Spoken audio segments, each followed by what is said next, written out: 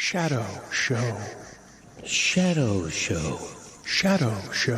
Shadow Show. Shadow Show. Shadow Show. Shadow Show. Shadowing it. Shadowing it. A happy 105th birthday to Sister Jean. Happy Oh, birthday to her. I don't care. Good luck. That's staggering. 105? Do any of you want to live till 105? Sure. What? I mean, I'm not. I feel like I remember Billy in the past saying that I'm good with get me to 70-something. It's just like 68, no. I'm fine. Give me as much as you got. I'll take it all. My grandma said if she ever gets old, put a bullet in her head. So. Well, I don't think that would hold up. Like, if you actually put a bullet in her head, I don't think you could tell them, like, my grandma says. She told me so. Yeah. And also, did she give you a number because, like, she's old? Yeah. She didn't. I We're don't think anyone's going to follow We're all through just on waiting it. around for Chris Figure of Cody to speech. try and find the holy shit Jessica from Jessica's grandmother. We're just talking, Well, I don't know waiting if for it could be a Chris to different find it. grandmother. Is it? Jessica, holy shit. I won't say Got which it. grandmother it was.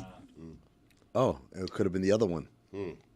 So now she could kill both legally. Nice. My other grandma actually died, and then I went to work the next day, and I was like, my grandma died, and everyone was like, oh, we're so sorry. And I'm like, it's okay, let's go to happy hour. And then we went to happy hour, and that was the day Lehman and I started dating. You're like, it's okay, I killed her. So much romance. So that's how I nice. remember our anniversary. Stugotz has used, in the early days, Stugotz used multiple grandmothers multiple times. There were many grandmother deaths. I've had many grandmas, and all of them have passed away. I'm out of grandmas. I no longer use that excuse. Don't tell people that. No, I Was just done. did. Ah, Moved on to grandpa's. you can't do it again. Put it on the poll, please, Juju, at Le Batard Show. Do you want to get to 105 years old? Am I a young 105, an old 105? Like, is it 105 feeling like 90? the reason I think it's an interesting question is because right now, if you ask me, the state of the 105-year-old now, how that person will feel, Right. I would not want to physically feel like that at 105, to where every little thing was very difficult. However, if you give me advancements in science that Right. make 105 the new 38 mortality rate that we had in Christ's day, like... If you give me medicine and science advancement, I think I might want to get to the next 50 years of 105. Unfortunately, we're going to blow up the earth before then. All you're going to see, your last vision is going to be just fire sweeping through the sky and engulfing the entirety of everyone you love. It's a real positive outlook. What are we there. supposed to do with that, Dan? Happy Like, you throw that out Wednesday. there and it's like, okay, all right, then I guess You think forget we've it. all got 50 years? I feel like we've got another 100 million years on the planet. I think like we're all right. I think at 105. What's gonna cause the It's fire, been exactly? billions of years, right? Like we've survived billions of years, but now it's over. I mean, come on. I Not take the now. under. No, I not take now. the The under. planet's going to be here. That's what I'm saying. It's humans. That's what Dan's I, talking about. I said planet. Is there methane? Like, what? Why is the sky on fire? I imagine that's how it ends. But what causes that? the cow farts. Oh. 105. I'm just getting high every day. Doing that now. Heroin addiction.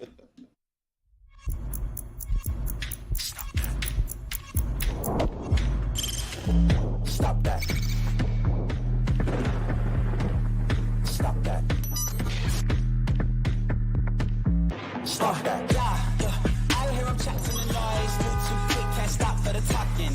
I hear him chat with the walking.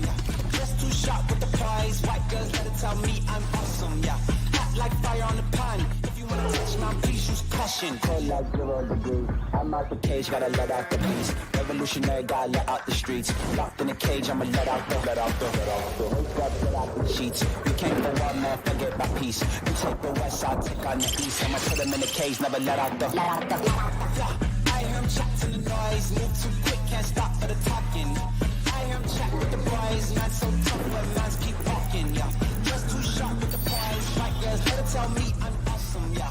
Hot like fire on the pan. If you wanna touch me, please use caution. Stop that. Stop that.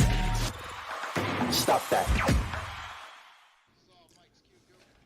Juju, put it on the poll, please. Does the D and DNC. Yeah, DNP. What happened there? Oh my God! Juju, verbatim, every single word he said. Oh my God! Should we start over? I think. Can we start over? Let's start again. Let's just start again. Yeah. Play the intro again. Yeah. Let's do it. There it is. Stop that. Stop that. Stop that. I hear him chat to the noise, move too quick, can't stop for the talking. I hear him chat with the walking. Just too sharp with the prize. White girls let it tell me I'm awesome, yeah. Hot like fire on the pan. If you wanna touch my please use caution. Cold like 0 degrees. I'm out the cage, gotta let out the beast. Revolutionary, gotta let out the streets. Locked in a cage, I'ma let out the sheets. You came for one man, forget my peace. You take the west, I'll take on the east. I'ma put him in the cage, never let out the. I hear him chat to the noise, move too quick, can't stop for the talking. I hear him chat with the boys, not so tough, but mans keep walking, yeah. Just too sharp with the prize. White girls, let it tell me I'm awesome, yeah. Hot like fire on the pan. If you wanna touch me, please use caution. Stop that. Stop that. Stop that. Juju, don't put pressure on me. Put it on the poll. Does the D and DMV off? Jesus Christ. What's going on here? Stop that. Stop that. Stop that. I hear him chat to the noise, move too quick, can't stop for the talking. I hear him chat with the walking. Just too sharp with the prize. White girls let it tell me I'm awesome, yeah. Hot like fire on the pan. If you wanna touch me, please use caution. Cold like 0 degrees. I'm out the cage, gotta let out the beast. Revolutionary, gotta let out the streets. Locked in a cage, I'ma let out the sheets. You came for one man, forget my peace. You take the west, I'll take on the east. I'ma put him in the cage, never let out the. I hear him chat to the noise, move too quick, can't stop for the talking.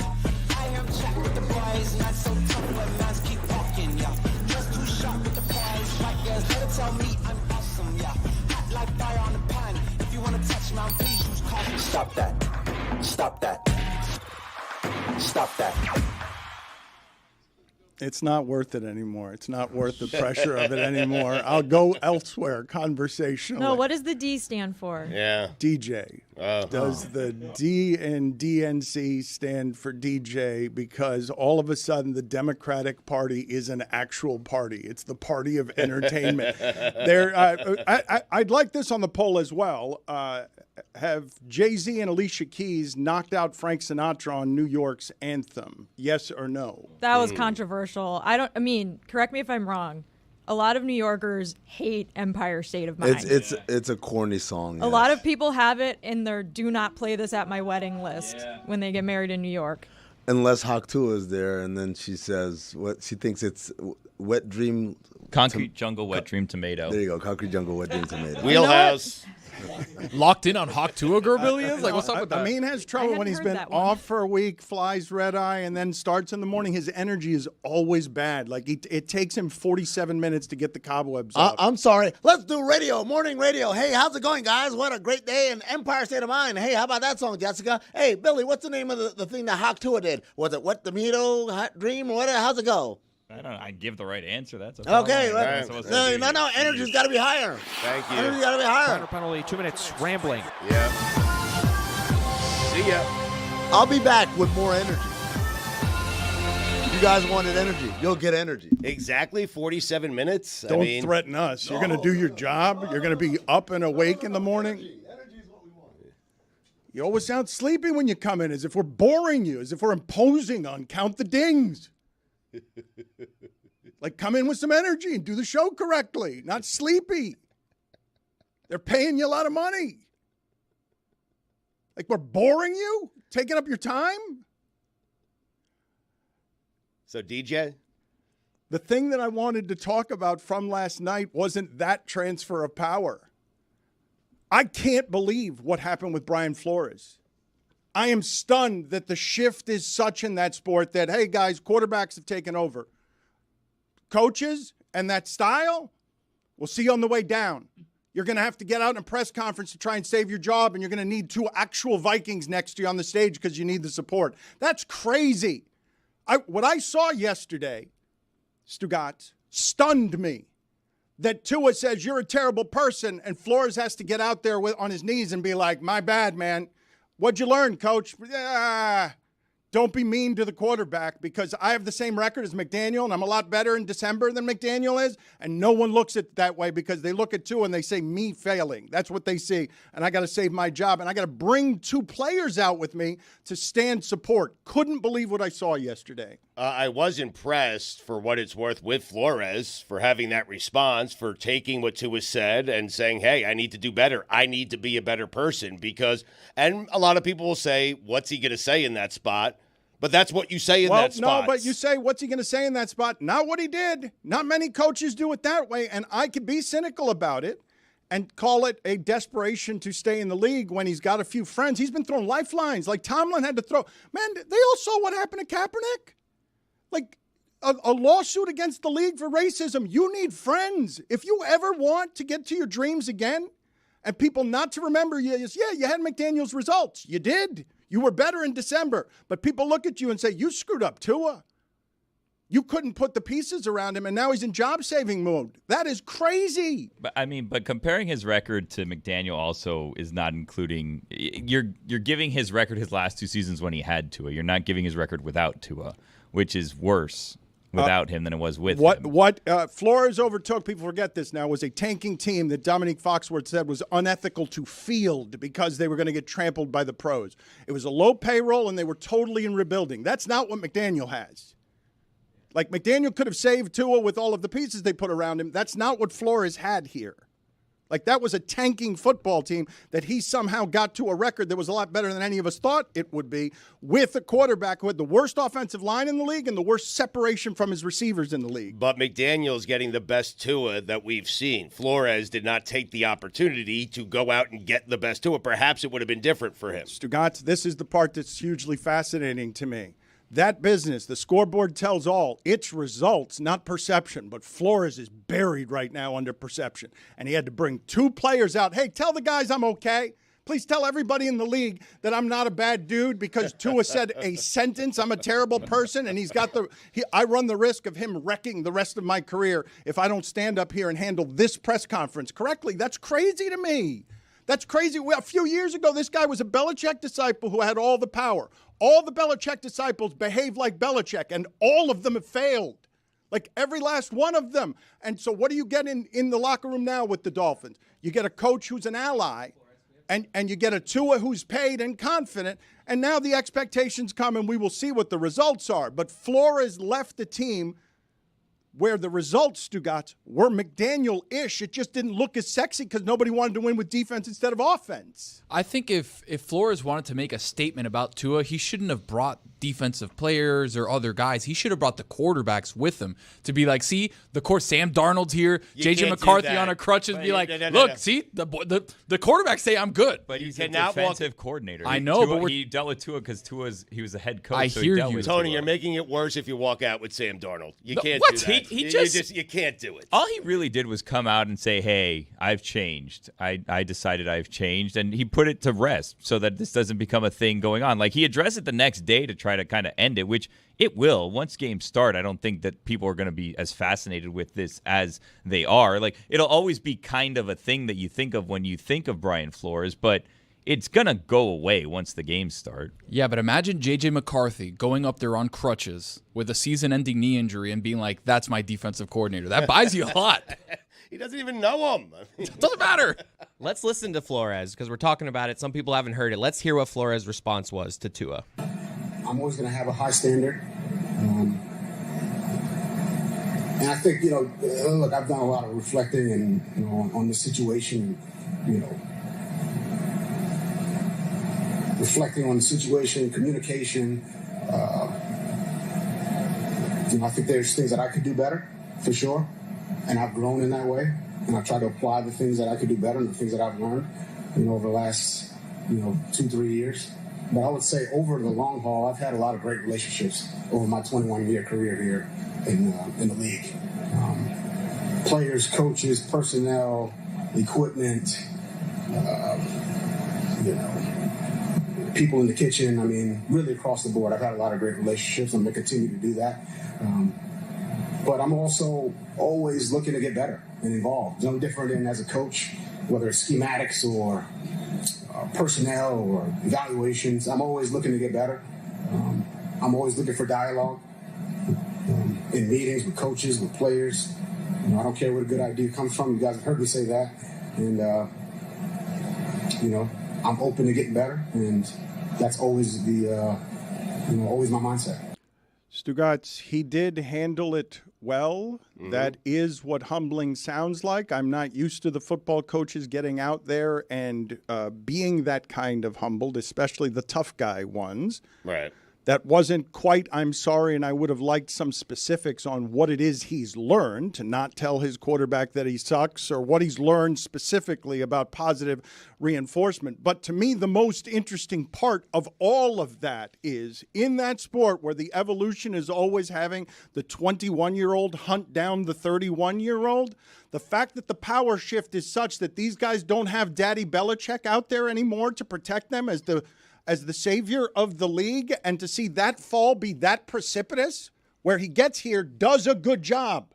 Flores did a good job here under impossible circumstances, but that the stain would linger, that Belichick can't get it out, and now that Tua takes him out with a sentence in a way that has him on his knees in Minnesota, that's a shift in the power dynamics that Tua went and got the money and the security to overtake where the power in that league is. Brady showed it to us with Belichick. Aaron Rodgers is showing it to us now with the Jets. The quarterbacks clearly run that league, Stugotz. They do. I don't know when that shift occurred. It was probably in the last couple of years, but I do love that Tony wants him to walk out there, Flores, with Nick Mullins. Like, I think that is Nick Mullins and Sam Darnold to show support for Brian Flores. They have some random defensive tackle there. At least you know Nick Mullins. I think with Brian Flores also, like, this was his first time being a head coach in the NFL, right? And there is some nuance to some of the things that Nick Saban does and that Bill Belichick do, where, like, when you look at it from the outside, you're like, they're hard asses, right? But when you talk to some of Nick Saban's players who have come up playing through Alabama, they love him. They love him, right? But if this is your first time doing it and you don't know how to handle each person individually, and you don't have the head coaching experience, it's possible just to think, I need to be the hard ass, I need to be the person that's in charge, and you mismanage people. But, like, as you grow in whatever the industry is, you learn different way to handle people and different way to handle situations. So, like, he could have changed in realizing, well, hey, I handled that the wrong way being a hard ass. I could be a hard ass, but some people I shouldn't be as much of a hard ass, or I can be a hard ass here, but then we have conversations where it may just be he mismanaged Tua, and he's not a terrible person. He just handled the situation poorly, and he's learned from that.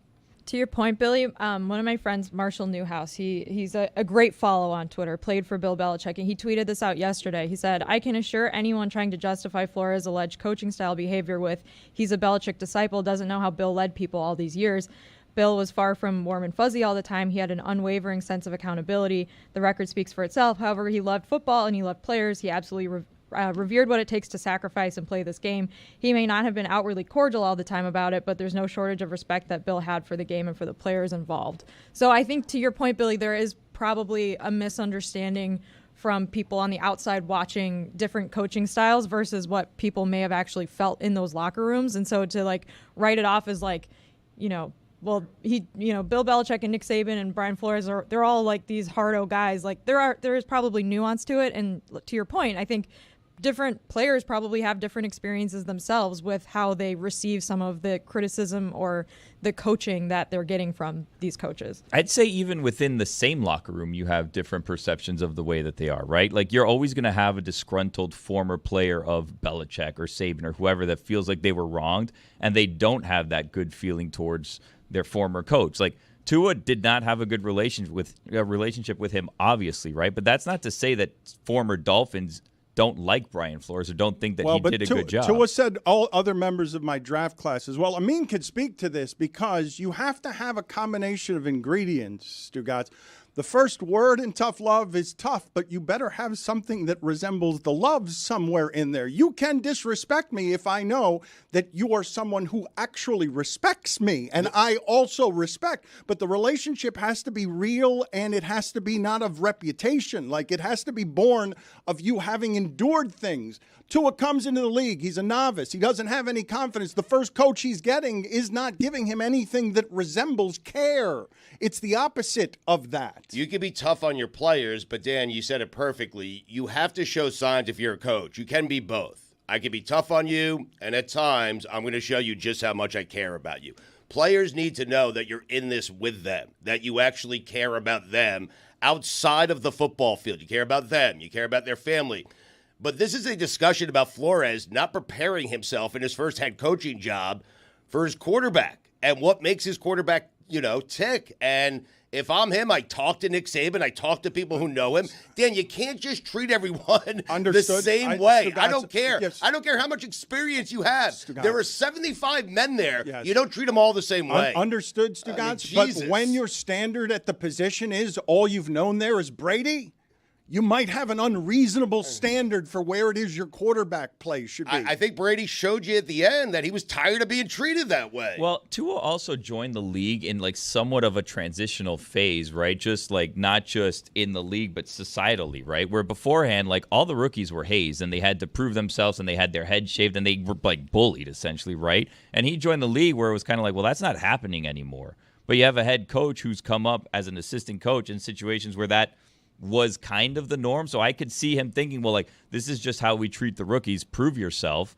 And he was improving himself. The rules changed on Flores as the power shifted, and it shifted right around when Mahomes told the commissioner, get out there and apologize. Like, all that stuff was happening in a way that Aaron Rodgers and Tom Brady took inventory of. All of them saw what LeBron did. All of them saw that. And Chris, you sat next to you smelled the confidence on Tua because he got his money and his power, and now he knows, reinforced. Imagine how Tua viewed that yesterday.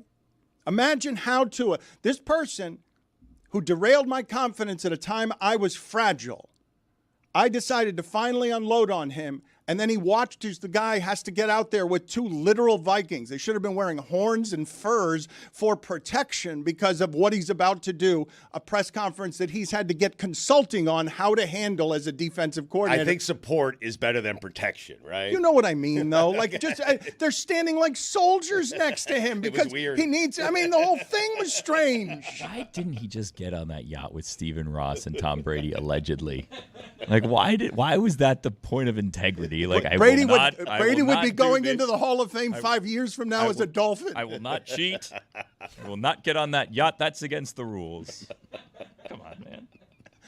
He was a moral man, and look at where he ends up, the poor guy. But I mean, this will teach you, kids. Morality gets you nowhere. Where's the camera to look into? Don't be moral. Gets you nothing. You can speak to, I mean, the lack of respect that you've seen coaches have from their players who try the tough guy style. And if the player doesn't believe that you care about him, the player is not going to work with you to make you better at your job. That's right, Dano. You got to have some amount of respect that's already baked in, Dano. See, here's the deal with coaching hard, right? The player has to believe that you believe in them. You might say, hey, that sucked. Hey, get your head out of your ass. Hey, bring me more energy first thing in the morning. Waka, waka, waka, waka. But if you don't set that up with a little bit of, hey, but I actually think you're really good at your job when you're applying yourself, then it kind of feels like you think I suck. So that doesn't mean, folks, that Brian Flores is a terrible person. But from Tua's perspective, Brian Flores presented himself as a terrible person because it was always negative and none of the positive. And without that, how's Tua supposed to know, hey, I actually belong in this league? And as a result, wow. Brian Flores has got to go. Back to you, Dano. What do you mean he's got to go? Got to go what? The Vikings have to fire him? He had to go from Miami. As a result, he had to go. Yeah. Okay. Cowbell spoke. Mm-hmm. I can't relate to getting disrespected at work. I don't know what to I can't relate to I this, know I can't. So. I'm gonna have to do more research on this. Well, it's funny that you should say this because before the show, Stugotz, I caught, I think, Chris Cody in a bit of a tell. We were asking some follow-up questions on the codes that the Oklahoma State players are going to wear on the helmets to get donations to NIL. And Chris Cody used the phrase while signing Tony work on research, I was looking at an article. He didn't use the word reading or retaining as a verb. I was looking at an article, and as executive producer, he gave Tony the work of find out for me more about this story that I allegedly read, but I'm using the phrase, I was looking at an article. Well done, Chris. I have looked at many articles. Don't we all look at articles? Yeah. I envision you Love a good look. seeing an article and just looking at it, and that's all you did. You didn't actually read any of the story. Just the headline. That is, this is a crazy amount of commercial that college football is going when they're just putting the GoFundMe right on the players' helmets. You can't do it more commercially capitalistic than that, It can feels you? lazy. Hang on, wait. So we just went from Chris being like, I can't imagine being shit on at work, to Dan being like, let me just shit on you for something that just happened. That's right, Jessica. That's explaining the show, Jessica. 2 minutes. Go ahead and sit in the penalty box. Sticking up for my friend. That's unnecessary here. Seems like the QR code, you scan it and it doesn't go to the individual players. It goes to like the NIL collective. fund, So like the fund is there, but still don't talk to me about negotiating until December. I mean, hit some imaging. You can. I don't have this imaging for giving away the goods of the show. Yes, he said he was disrespected all the time, and then I shit on him. That's exactly what happened. Didn't need the recap. Smells good. I pawned that work off to Fuentes, so he's working on it. Okay, So he's reading it? So Yeah, no, he he's is. looking at an article. We got the gist of it. What I Yeah. gathered was you can select a player, but we don't know. I just looked at it. I didn't read it. I don't know if it actually goes to that player. No, I just told you where it goes. It goes to the NIL fund. I read the article in the time you guys were talking about reading the article. No, Fuentes is still looking at it. Okay, we'll get to Fuentes then. Right. I don't have the penalty I would need in order to. Greg Cody, major penalty, 5 minutes, me maximum. That's not it. Nailed it. She didn't do that. Right. I don't have one for the sound I would need to kick her out. QR codes on TV are really tricky. And I this hate says them. it's 1.5 inches like wide or tall. Like that's impossible. How are you supposed to? You're supposed to pause your TV and then you get it, and then you have to like zoom in, tap on it, and then you have to hit the link underneath, and then this is a lot of work. Also, it's lazy. So the whole thing is we're selling our name, image, and likeness, right? So I'm, Tony's Autos, right? And it's like, you know what? I'd love to have the starting quarterback, come in and do a little meet and greet. No, Tony, just tap that QR code, throw some money in there, and we'll see how it goes. Thing is, it's a moving target. It's on the back of their helmets. It's not like they're stationary the entire time. Like Ollie Gordon's in the cut, like making, and then you're like, oh, damn it. Maybe after a concussion, just laid out on the floor. And there he is. Well, Be face up though. I'm genuinely curious about this. I think I told you the movie Don't Look Up on climate change. So many things happened in the world that Adam McKay had to cut out of a fictional movie because they actually happened during the time of the pandemic, and so he had to cut out all of those jokes. If we were to make a movie about college football and its commercialization, if I was trying to write something for 90 days from now, I couldn't write something as funny as we're just putting the codes on the helmets. Like we're going to ask for these people to be more humanized while making them play 40 games in 3 weeks and making sure that we can find their helmet donation site with the laser on our phone in order to make sure that college football doesn't have to pay its own players. They're just crowdsourcing it all. In football's defense, they put N races on helmets, and that worked. So this should work too.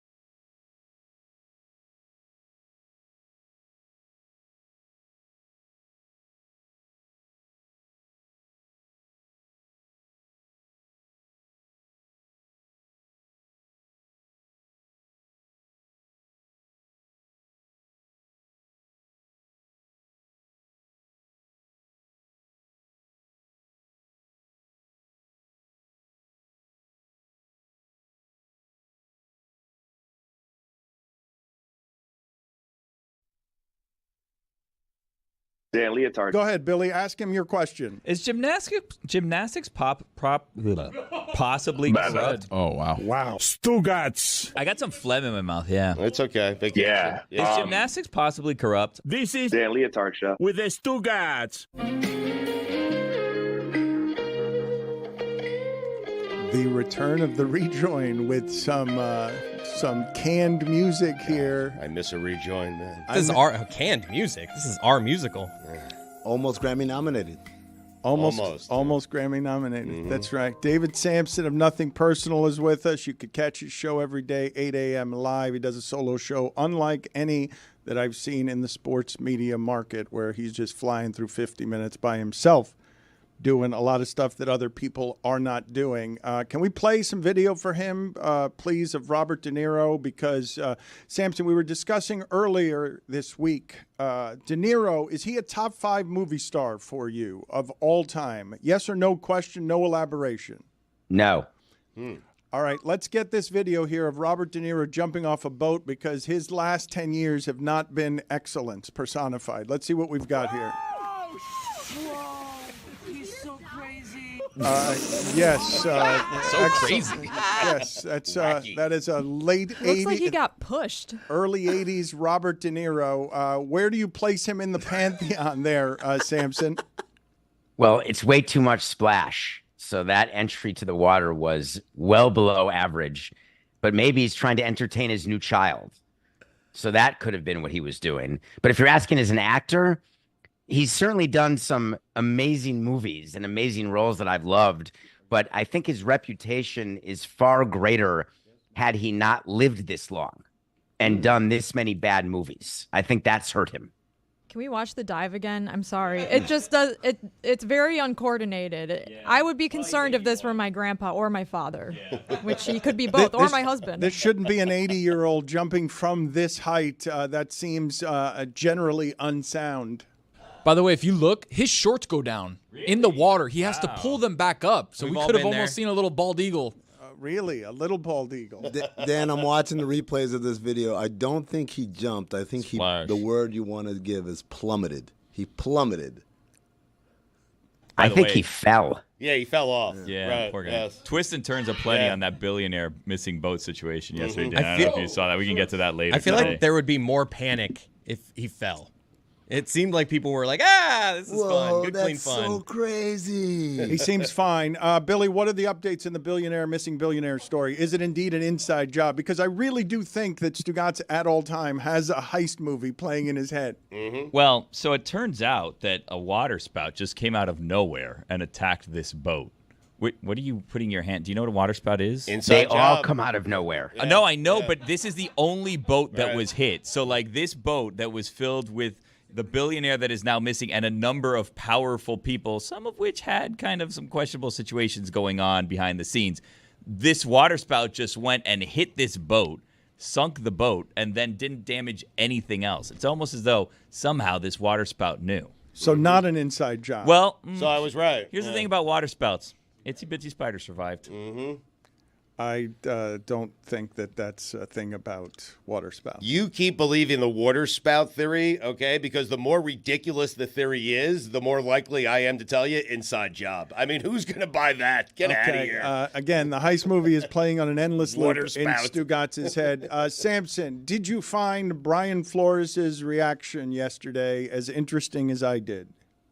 I led this morning's Nothing Personal with it, and the reason I did is it blew me away the way he felt he had to have two players. And I've had the conversation when you want to get players onto a dais and how difficult it is to do.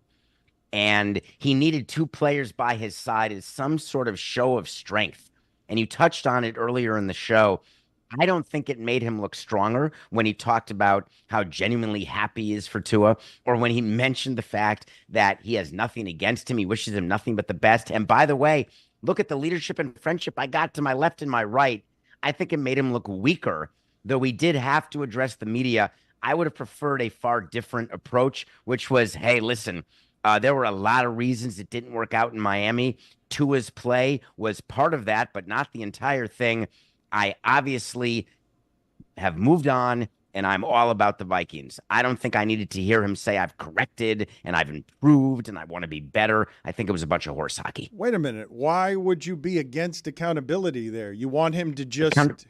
For what, Dan? For him not liking Tua? For his quarterback saying he's a terrible person who spent a lot of time negative coaching him. Dan, do you want everyone who works for you coming out and saying that you're a terrible person if they think it or if they don't think it? Then you're going to sit there and explain that you're not a terrible person? I want to keep my job and climb in the ranks of dreaming. Like, this is a man who wants to coach in the NFL again as a head coach. What are you shaking your head no about? He sued the league. He shouldn't have a job to begin with. I can't believe any team gave him a job. He should be thankful that he's a defensive coordinator of any team. But that's why his tone was what it was, though, David. He's grateful to be in the league. He understands he's on the fringes of the league with a few friends, and he's trying to make sure he stays in the league. Well, he doesn't get an Oscar for that performance in my mind. It was almost 85-year-old De Niro-like. I think it was so obvious, the sunglasses being flanked by two players and then saying, I've corrected myself, I've improved myself. But I don't know why he needed to improve himself, because he's friends with the guys in the equipment room and all the kitchen staff. And over 21 years, he's got tons of players who love him. And look at my two buddies next to me. I love the idea and the visual of all of us crushing Dan and Dan holding a press conference and he walks up on the stage with Mike Malley and Ethan. I mean, crossing their arms. That's exactly what it is. It's almost absurd. It would be you having like the video team next to you and saying, look at me, I'm the nicest guy in the world. It's Lewis and GQ back there. Well, no one would believe that. What do you make of what it is that happened then? Because you're sitting here telling us that you never believe that management should look vulnerable, do you? That's interesting. There are times, yes, when a player of yours dies, I would say there's vulnerability that is shown. That was real, but I can't think of another example. Not with trades or lack of performance. It takes death for you to care. The body has to be dead for you to care about it. I would say, as management, when you are front facing, I think death is a very important condition precedent. David, let me ask you, were you... You guys are going to let that slide? Yeah, like that's the line? That the line on him caring is once you're in the coffin and you don't require his care anymore. Like that's when he starts caring. That he cares when it's literally too late. You're incorrect. And I do not resemble those comments. I care very deeply about those left behind. I care very deeply about when there's tragedy and when there is death. But when do leagues step up? When a hurricane, if it's one water spout with one boat, you're not going to get the union and the league getting together to make a donation. You get a water spout that takes out 20 boats and 1,000 people, and you'll get a collective donation and a press conference. So we need 1,000 people to die. Got it. David, are you upset about what he said, or are you upset about the format in which he said it? Meaning, if he had a sit-down with Dan to rebut, and within that sit-down, he says some of the vulnerable stuff that he said in that press conference, would you feel better about that? Well, for sure, because that's what sit-downs with Dan are, is, you get comfortable, then you get vulnerable, and you get the sort of puppet strings pulled, and all of a sudden you got headlines. I'm disappointed with what Flores did, because he had to react. The Vikings told him he had to do it, that he had to meet the media. They told him to find players, and they asked the players to do it. That is most certainly how it happened. But I'm disappointed with the tone, because what is he being conciliatory toward? Toward a player who didn't like him? Toward the fact that his team stunk? I wasn't clear. David, an assistant coach in that league who's got a lawsuit against the league cannot have all of the players believing he's an asshole, and an unearned asshole on top of that.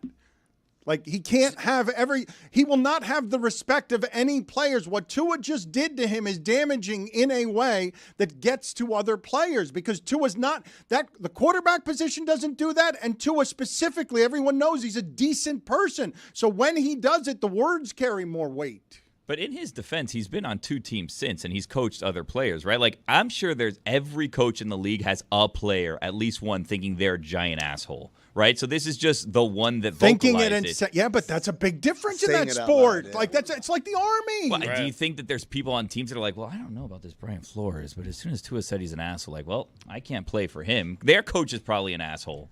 Yeah, but nobody says that publicly. Like it's a huge difference.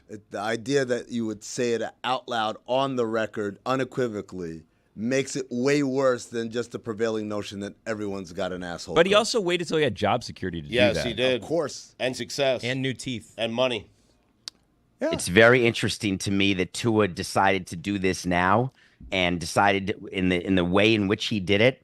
And I think that if you asked him in a moment of truth, he would tell you that he would prefer that not to have been said. Why do you think that?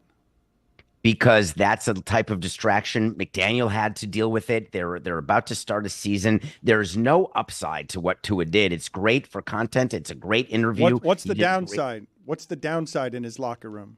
Is that the current coaches look at him and say, okay, so now I am subject to this possibility that if I coach him in a way that he doesn't like as his quarterback's coach, offensive coordinator, or head coach, I am at risk of him going public and it in some way possibly forcing me to respond or even hurting my credibility. Yeah, but you just at every turn, David, figure out ways for the power to retain the power. It doesn't allow the power to shift in an organization. That became a possibility the moment that they guaranteed him that much of the money. He can do that whenever he wants now because he's got the job security that Stugotz will only criticize him if he does this with the job security. Stugotz wants it to be better. Stugotz wants it to be Kaepernick. Say something that gets you run out of the league because you believe in it so much. So I also believe that Tua was emboldened by the fact that he got the guaranteed money and it sort of made him be a little bit more loose. And then you put you in the equation and all of a sudden you've got the headline. There it is. But I still find it to be questionable and I don't think it's a positive. Are you telling me that someone in that any of you think that this was positive for the Dolphins in any way? I just don't see how negative it is. I don't. The filing stuff under distractions is so tired. It's so tired. The idea that you would that anything that will happen in the first week of the season will be impacted by what Tua said 10 days out. I think Tua's fans liked it too. I mean, I think that this is probably something that they wanted to hear because now they feel like justified in sort of like the narrative that Mike McDaniel's been the savior for Tua, which I'm not saying is false, but you know, I think this was something his fans probably liked hearing. It also shows personality too, like in a way that we've never seen Tua's personality before. Now he's saying things that are outspoken. Like, when have we ever heard anything from Tua outside of this contract negotiation, outside of show me the money, and now this conversation? Like, I haven't heard anything of Tua. What I hear of Tua is when he's protecting himself and getting new training so he's not going to get concussions, all of that happening when he doesn't have the long-term security. And now you're marrying that with this long-term contract that he got. And then with now giving him credit for being outspoken, I'm not sure that bringing up dirty laundry, players don't actually appreciate that when other players do it. And you're right, Dan, distractions don't last longer than the current media cycle, which will end very shortly as soon as we stop covering it. But at the end of the day, players talk about that stuff inside the locker room in the clubhouse. They don't want to go on the dais and support Flores. They don't want to be asked about Flores or about McDaniel, which Dolphins players are now asked about. It becomes a thing they just don't want to be bothered with. All Tua said was he prefers a particular style of coaching. He's not saying he wouldn't play for an asshole coach. He is saying he prefers his coach, his boss, to be nice when he shows up every single day. I think Joe Rose, the big dog, said it best this morning. Why are we still talking about this?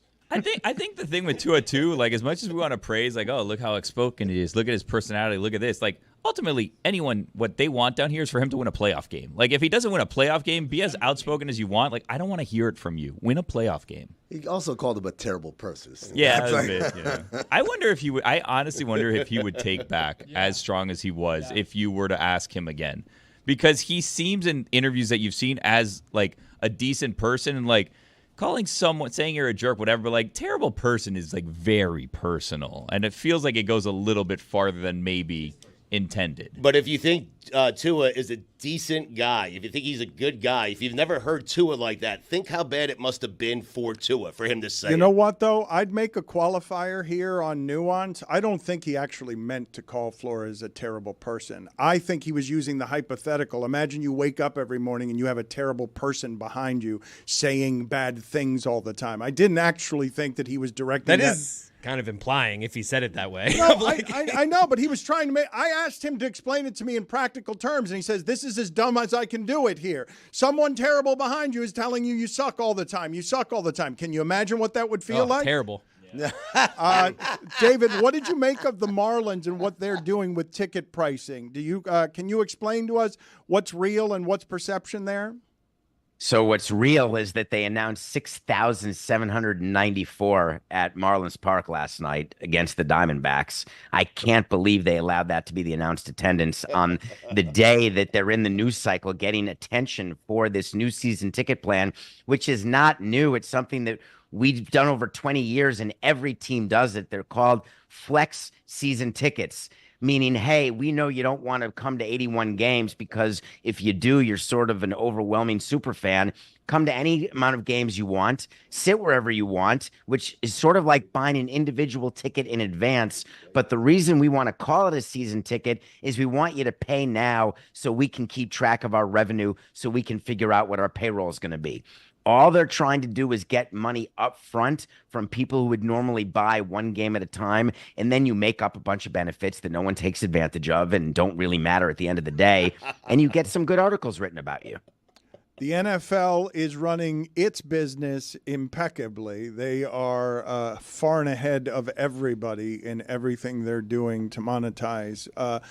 Private equity in the NFL. What are your thoughts there as somebody who covers sports business better than anybody out there? Again, I tell people nothing personal is the place to look if you're really interested in the minutia of sports business. Can you explain to me what's happening with the NFL and private equity? And furthermore, can you explain to me how it is the NFL gets away still charging for these preseason games the way they do? Well, let me start with the second one. I was in Denver. I went to the Broncos-Packers preseason game, and I was... Why? It's a great question because my girlfriend's a Packers fan and I love the Packers, and I was in Denver and the Packers were playing. And so we were on our way to Red Rocks for an OAR concert and stopped and watched the first half of the preseason game. It was so bad. And here's what I realized. There will be an 18th game, and I don't care what anyone says.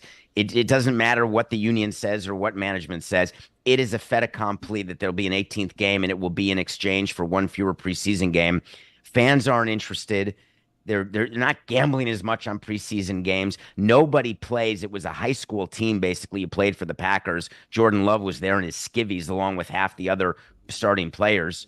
And it's just a waste of everyone's time and money. And why do that when you have a chance to make more money and waste less time? So that's that for preseason. Private equity, I did a 15-minute segment this morning. Let me sum it up for you this way. If you want to get billions of dollars for your team and keep the value of your team increasing, there's a limited number of Bezoses in the world, so you've got to find other pockets of money.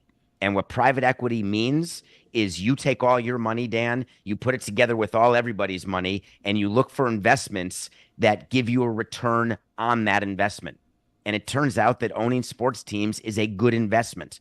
So there is a huge amount of cash out there ready to be deployed in different sectors, and sports is the latest sector. The NFL is the last league to allow it, and in an owners meeting coming up this week, they will allow it. It will be voted on, and mark my words, Dan, there will be private equity investment in an NFL team immediately because it's a way for owners to take some cash off the table and diversify. What concert did you say you went to? OAR. Is that not a bait? Did I say it wrong? You said it perfectly. Fine. Yeah. No one said that you said it wrong. Was the Springsteen concert that Jeff Passan and Woj and all of America's sports media was at not available to you? I didn't happen to be there at that time. I do like Bruce Springsteen. I wouldn't have wanted to be in that photo necessarily. You don't say. Boss. Big surprise. Put it on the poll. Is the boss's demo 55 to 70? Is it David? White people at white men at Le Batard Show. What's the movie you're reviewing for us this week? Speaking of 55 to 70 white people, can we talk about Pete Rose? Tell me somebody in the room watched the 4-part miniseries. I have. On I Pete watched Rose. it. I thought that it could have been better. I thought that it was a lot of celebration of how good his teams were, and I would have liked a little more on the underbelly of stuff. I loved that he has. Yeah, I thought there was a lot of underbelly to the point that I don't think baseball was happy with that documentary, to tell you the truth. The underbelly that I saw is it both helped baseball in saying, look at Pete Rose. He's done nothing to help himself. He does nothing but trip over his own toes. He'll never get reinstated. But on the other hand, I felt sorry for him for the first time. And I had not felt that before because I had not aged him appropriately, because I've only seen him sitting behind a desk signing autographs in Vegas. I didn't see how slowly he moves and how old he's getting. And boy, it would be a shame if he dies, and that's then when people start caring and he gets reinstated. So my vote after that documentary is you don't need the 4 hours to spend watching it. However, you should give some thought into whether or not the punishment has fit the crime. Oh, well, this part is interesting, though, and I'd be curious what Amin thinks on this, because the thing that they did best as a last play, because this felt like basically, how do we weave the tapestry that tugs on the heartstrings that shows everybody that this baseball immortal is old and there's no point to letting him in the Hall of Fame after he's dead. It means too much to him while he's alive. Like, to me, that felt like the last Hail Mary that Pete Rose has to get his story humanized in front of people. You cannot gamble on your team. It's a hard and fast rule. No matter how much the gambling rules change, you cannot contaminate the integrity of the league. That's the one rule that's not allowed to be fractured. The only other Hail Mary he has after that one, Dan, is contrition. He's never said, I did it. I shouldn't have done it, man. I regret doing it. It's ruined my life. Now I'll never get into the Hall of Fame, look up into the camera with big, wet cartoon eyes, right? That's the only play he has left. The problem is he's never, ever, ever taking that L of saying, yep, I did it and I shouldn't have done it. It's always like, well, I was betting on this over there. And I think that's the biggest hurdle. David, do you agree? Yeah, it's the third rail that he touched, and generally you die from touching the third rail. The thing is that there's been a lot of lifetime penalties of people who've done things that are third rail-ish, and they have gotten spared. And the thing about Pete Rose is what I spoke about with the commissioner when he was running for office, when we were talking about the Pete Rose situation. I suggested that he remove him from the ineligible list because that would make him allowed to be on a ballot or to be considered for election, and let the writers and let the committee have its decision about Pete Rose. This way, we satisfy all constituencies. And it's hard for either Manfred or Selig to do anything out of respect to Bart Giamatti, who did the lifetime ban and then died of a heart attack 5 or 6 days later. And so no one's wanted to reverse that out of respect for Giamatti. And then I thought maybe after Bud passes away that they would do it. I mean, Bud has not, and I don't want him to. I hope he lives to 105. But I know Rob is respectful of Bud, who would never overturn it. And when I asked the commissioner, would he consider that, he thought about it. But his view is, let's wait. Let's not decide this now. He'll keep appealing, and we'll think about it then. And then has turned into, 10 years later. I pulled up similar bands to OAR, and what I got was Journey. White guys, white. The Dave Matthews Band. Oh, yeah. White guys, white. Matchbox 20. Mm-hmm. White guys, You can criticize me all you want. It's a great venue. And the Gin Blossoms. Oh, I like them.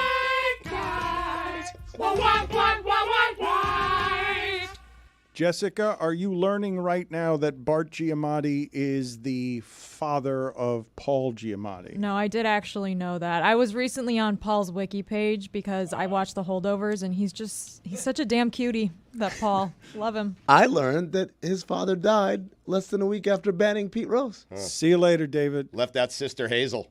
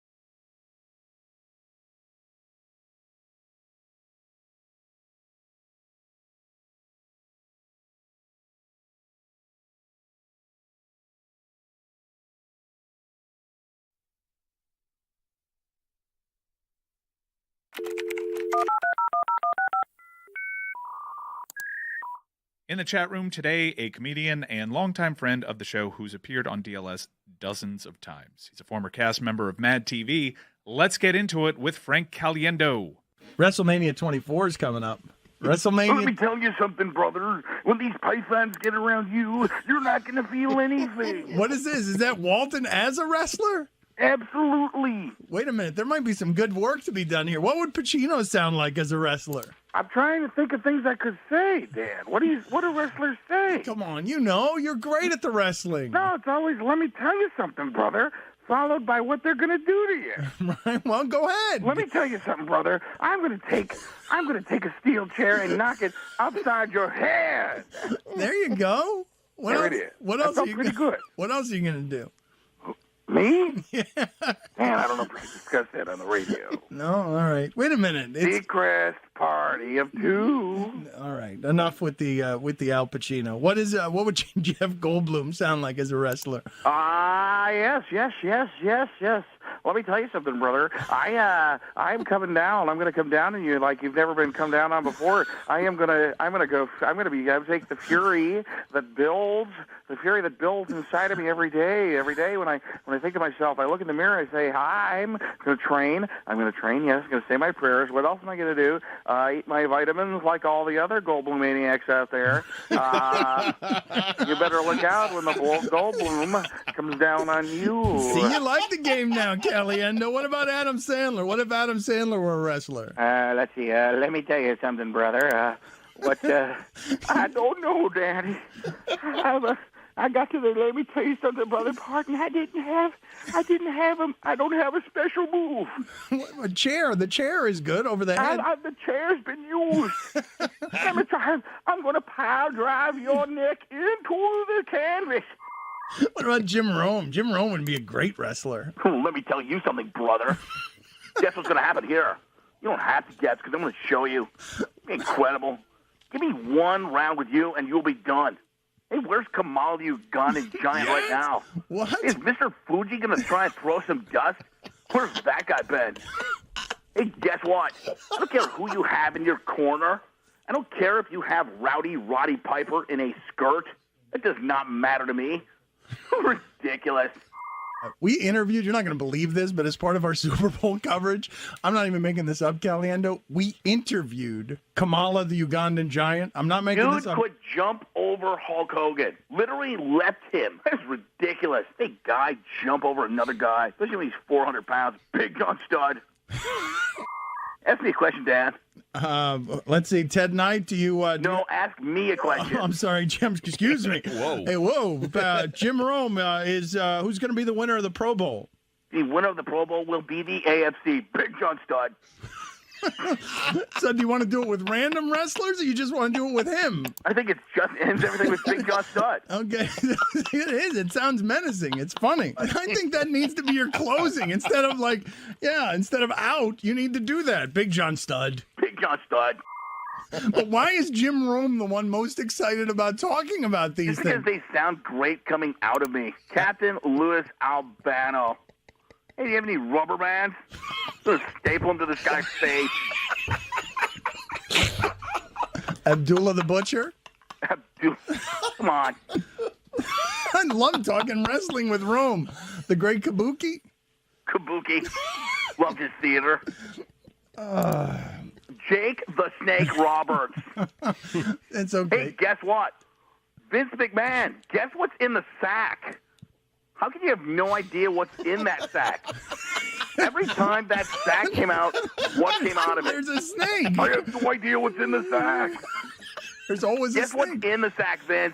It's a snake. His name is Damien, and Jake the Snake Roberts is going to place the snake on top of a person. It's never going to do anything, but it's just going to slither around him.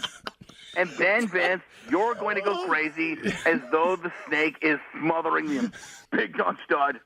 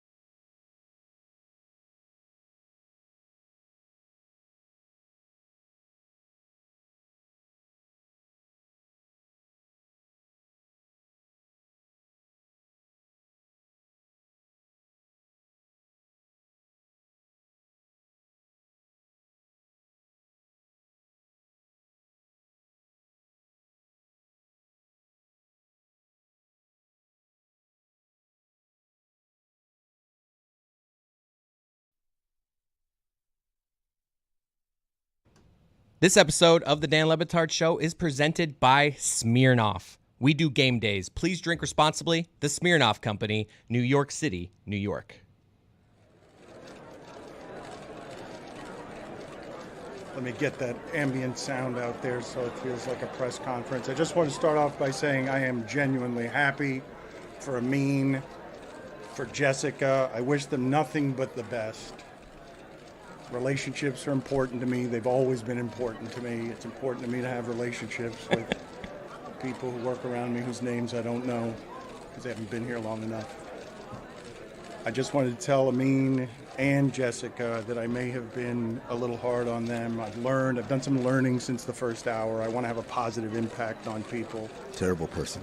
I want you guys just to be the best version of yourselves. The two of you. The two of you. It's a Tua joke. It's a bad Tua joke. It was a bad one. Yeah, it was a bad Tua joke. So I just wanted everyone to know that I've done some real learning that I'm not going to take any questions on. So I'll just throw the show back to you guys now. Seem real supported. I mean, I'm just surprised he didn't thank all the kitchen people. Yep. I don't know all their names. Mm-hmm. Fried pork is aggressive in the morning, by the way. It is. Beyond Bacon. Yeah. If you go Beyond Bacon, that's aggressively Miami. Tony, I've seen you sniffing around the fried pork. I had a couple chicharrones, Dan. I'm not going to lie. I had a couple of them. Flores should have done this. Do you Just guys- like start on Tua and then just start riffing on other stuff. Do you guys think it would have been better if he had the kitchen staff walk out with him? And the equipment room. Yeah, the commissary, yeah. Yeah. Yes, I do. Dan's Man of right, the people. though. We usually save Chicharron Day for Friday, but today's Wednesday. It's a little early in the week. for I've that. had 2 things of squeaky cheese, and man, I am feeling it. The rare Wednesday that feels like a Friday. Oh, I love that. Is it possible that Flores could only find 2 guys to support him? Like he could only muster up 2 people? He went around the entire locker room, and the first 2 that said yes. You have him doing the Jerry Maguire. Yeah. Who's coming with me? I do- Everyone just stared at him. I do wonder if that was something that the 2 players came up to him and were like, hey, like he woke up to a text like, I'm going to be with you there today. Or does the PR person go around like, all right, we're looking for 2 people. Need 2. Need 2. They start raffling off like days off from camp. I got you a full day and a round of golf. Who got, I heard a round of golf. 2 rounds. 2 rounds. Do you think there was a crisis PR meeting about how many players? Because is 2 sad, and will people Yes. question why there aren't more? Yes. But is 5 way too many? And now it's like 2 all right, was too guys, many. come on. I felt like 2 was too many. Was it not? Not enough. One would be sad, though. No. Why does he need players behind him? He doesn't need players behind him. It becomes. Did both those guys practice having their arms crossed? Like that? Was that something they decided beforehand? Let's Wait, stand Ethan like and Mike, security or- next. Well, that's to how him. you do it. Yeah. It has to be an even number, though, right? Because No, 3 would have been cool. no, because Right. where do you put the third? Right behind his back. Right Yeah. behind him. Yeah. But then it has to be someone. I got your back. Yeah. It has to be someone much bigger than him. Yeah. He's bigger than one of the guys. Yeah, that's the problem. But you know what? I owe an apology. I owe an apology to Ethan because I told Ethan, hey, man, you got to keep it together, man. He looked like he was about to crack several times. But now I'm looking at that picture, and my man on Brian Flores is right. He looks like he's about to crack. He's like, He what has am I like doing here? His posture is like joking almost. Yeah, like, hey, guys.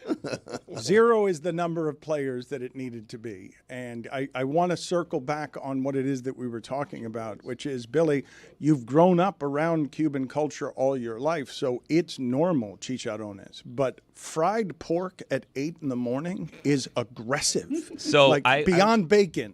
I think that's left over from yesterday, and we just know that people wanted to picar. Yeah, no, yesterday we had pincho. I think that's leftover pincho from yesterday. So we have stuff to picar, and I think it was in the fridge, so they just put it on the hot plates, and they're like, if anybody wants a snack, we have some leftovers here. It's heated up. Because I walked out there, and I said, do I want queso frito at 10 a.m.?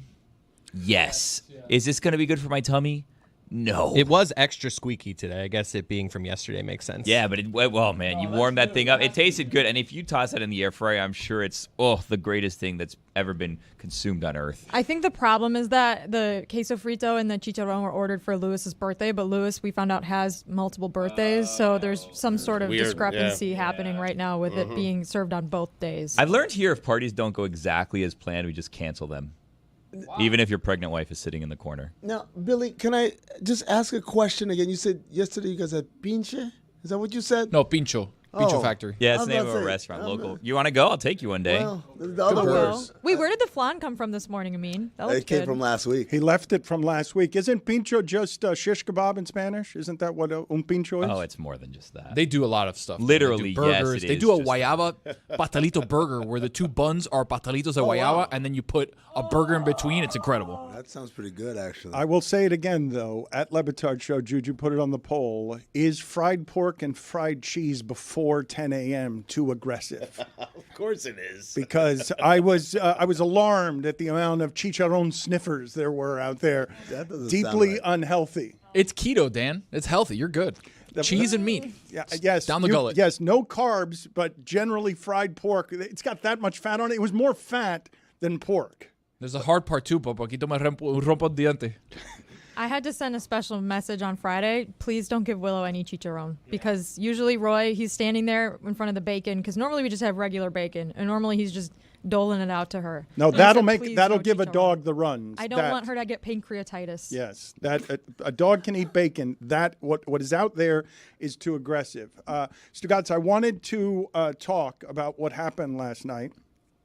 Maybe too late at night for young Jessica because she's not watching anything after 11:30, and I think a lot of people had the reaction that Kamala's lucky that Michelle Obama didn't decide to run for office because at this point, the sanity of that party, which is now the party of the arts and the party of entertainment, last night compared to the RNC and the starchiness of that event, you had DJ Cassidy, and they turned roll call into something that was entertaining. They turned it into something that was not unpleasant to watch if you're someone who doesn't care about politics and is just about state pride and whatnot. And then the Obamas speak, and they have to let, Kamala's in 2 days, so they don't have to steal it all, but they are both very good public orators, and they had the sway of that room in their hands. Good, they're great. Are you kidding me? The best I've ever seen. I watched Obama speak,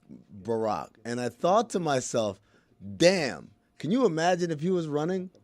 Like, it would be like, what's the biggest landslide in American election history? Was it Reagan over Mondale in 84? Tony. Right? Oh, look at Tony. Summer of 84, nothing like it. It was the same thing for me. I was just like, oh, that's what this is like. I missed this. It's just LA like, games, man, just owning the room, and it was just like, man, that's impressive. I would have voted for Obama for a third term. No doubt, yes.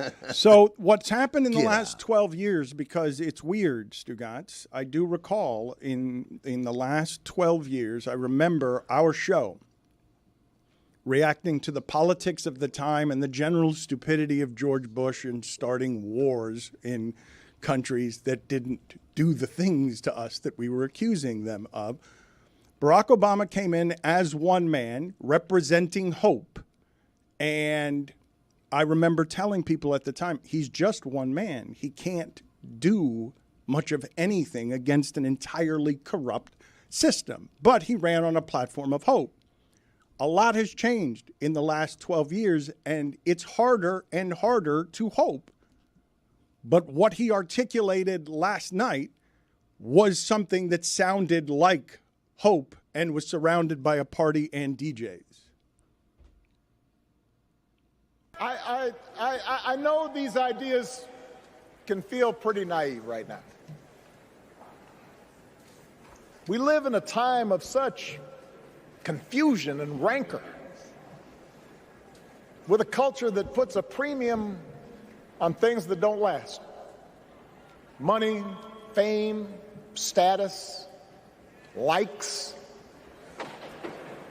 We chase the approval of strangers on our phones. We build all manner of walls and fences around ourselves, and then we wonder why we feel so alone. We don't trust each other as much because we don't take the time to know each other. And in that space between us, politicians and algorithms teach us to caricature each other and troll each other and fear each other. But here's the good news, Chicago. all across America, in big cities and small towns, away from all the noise. The ties that bind us together are still there. We still coach Little League and look out for our elderly neighbors. We still feed the hungry in churches and mosques and synagogues and temples. We share the same pride when our Olympic athletes compete for the gold. Because the vast majority of us do not want to live in a country that's bitter and divided. We want something better. We want to be better. And the joy and the excitement that we're seeing around this campaign tells us we're not alone. Did you stay up for it, Jessica, or did you fall asleep? Dan, I was so exhausted after all the states did the roll call, going from song to song, like, ooh, what's California going to be? It was tantalating. I'm not going to lie. I ate that shit up. That was fun. Sean Astin was there. It was amazing. Was he digging a pool? What? Gotta laugh. That's all that matters. Tantalizing and eating is tantalating. Both of those things are but you were moved by the musical choices, by California skipping its turn so that they can go last because they were too soon alphabetically and just waiting around for Vermont? I assume that they went last because they were where Kamala is from, because Minnesota was second to last, I believe. Yeah. I could be wrong. I thought it was alphabetical, and then they skipped their turn so that they could be last. Was it? I don't know. Yes. I have no idea. I could not tell you. I think they wanted to be the one to seal the nomination, so they passed on their turn, so they'd be the official ones to nominate someone from their state. It would have been a hell of a twist if they hadn't, right? They nominated someone else. It would have, yes. Michelle Obama. Yeah. Oh, a surprise twist. Well, I saw that. So I tuned in like midway through. I saw that Florida's song was Tom Petty, I Won't Back Down. And I was wondering if the Miamians in the room were upset that they didn't choose Pepas. The part that I liked is when they're going Lil Jon, and evidently when he goes Harris to the walls, they don't know what the next lyrics are at the DNC, that they don't know what comes after from the window to the Till walls. the sweat drops down my balls. That's right. Amin was going to ask you. I was going to say that. Not like that. Not as well as Jessica did it. But I'm guessing that that's not something they knew when they did that. Do you think that the DNC knew? That was Old Blue Eyes? I don't know what you're talking about. People are mad that Frank Sinatra's been supplanted there at Yankee Stadium, and that near that short porch, Stugotz, they're still singing New York, New York by Sinatra, and they're not going to let Jay-Z and Alicia Keys have it. Well, it's a good call by Yankee fans because Frank Sinatra owns that town. That song should always be New York song. They only play it when they win. I think when they lose, they play Tony Bennett. Huh. Yankee games. Really? Correct me if I'm wrong, but I'm fairly sure about that one. Little Yankee notes here on a Wednesday morning. Energy. Ben Affleck and J-Lo got divorced yesterday. Again? No. It was official. It was made official yesterday. But we had the pictures from last week, and Ben Affleck in public with a faux hawk. That says divorced right there. He announced divorce with that photo of him in a faux hawk, a leather jacket, and sunglasses. He looks like Biff's grandson from Back to the Future 2, Griff. Griff. How do we feel about another? I thought that these kids were going to make it this time. No one thought that. Did anyone think that? I mean, when you've already broken up once several decades ago, it just feels like, how is this going to work this time, you know? You know what? I got to say, J-Lo, maybe you should try something different. The celebrity route's not working for you. Maybe you need to backup dancer route Ben didn't too. work either. Yeah, she's been married to non-celebrities. Maybe she needs something in the middle. Not quite as famous as Ben Affleck. Not quite as anonymous as a background What dancer. about Ben though? Ben's got the same sort of resume. Does he? Yeah, Yes. I mean, him and Jennifer Garner had a very big celebrity breakup, and But he we got don't- blamed for a lot of it. We don't know much of what happened in between that and the reunion with Jennifer Lopez. We also don't care about Ben. Yeah. That's true. Yeah, That's we're gonna- not true We're at gonna all. cut to the chase. We don't care But about Amin Ben is saying, finding love. We want J-Lo to find love. We do, yeah. We love J-Lo. But Amin is saying, listen, like, learn from your past mistakes and try again. Adjust. Right? Yeah. Grow like Brian Flores. Yes. I don't think you can say, look, it's difficult to age in that industry. We just made fun of De Niro falling into the water at 80 years old. He's made a lot of bad movies. Plummeting to the water. Yes. Ben Affleck is going to have more difficulty aging as not a joke in his 50s and 60s as an actor, but it can't be argued that Ben Affleck's not like one of the top 10, 20 of his time. Well, he could Whether be. you like his acting or not, his That can be stardom. argued. I think people could argue that, but I think we're saying we don't care about him finding happiness. We care about J-Lo finding happiness. He's always looked miserable. Go to your Dunkin' Donuts ads. Yeah, go and to be your Matt miserable. Damon And be situation. miserable. Exactly right. Like, just stop being such a grump all the time. Maybe, look, I'm going to say it without knowing anything involved here. He was the problem in this relationship. Oh, absolutely. Oh, my God. What a sourpuss. They go out. She's trying to have a good time. Turn She's that trying to frown upside smile. down. He's not going It's along with always anything. something with him. He's just.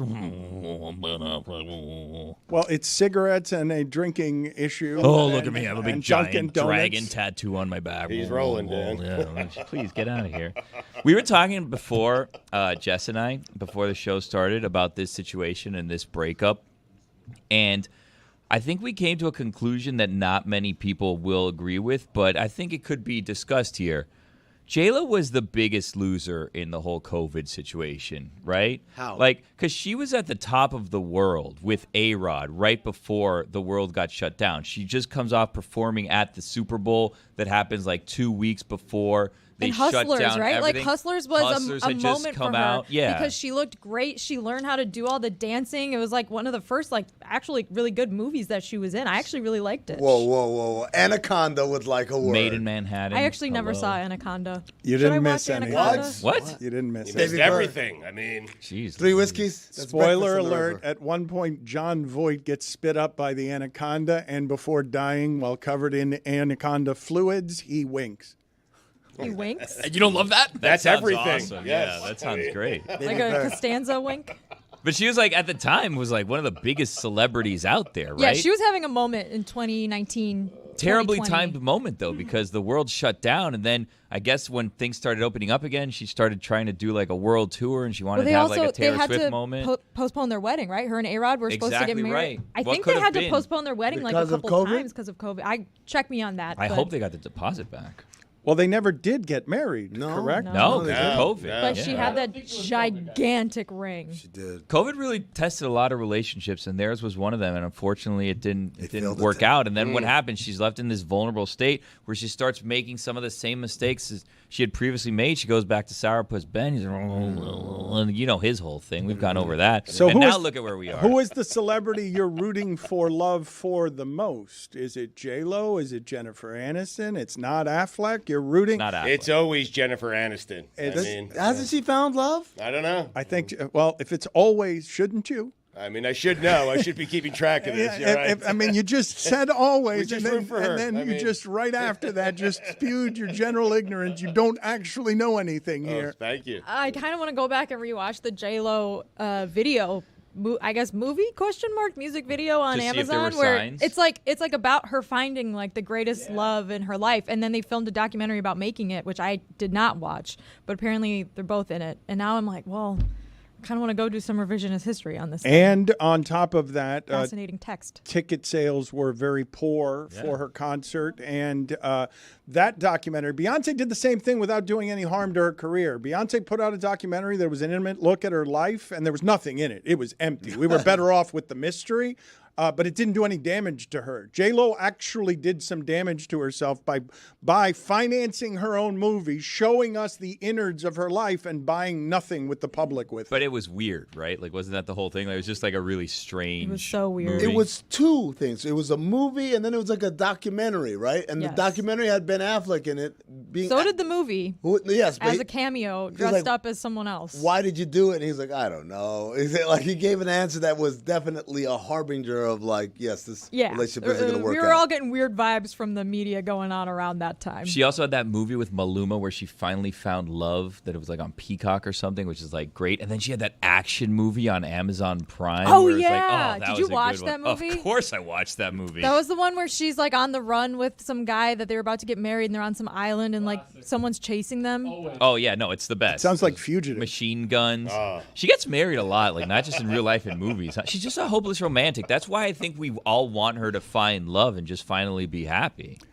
Is she the top of the list in terms of celebrities you're rooting for to end up finding love because they deserve it after, what, is it 5 marriages now for J-Lo?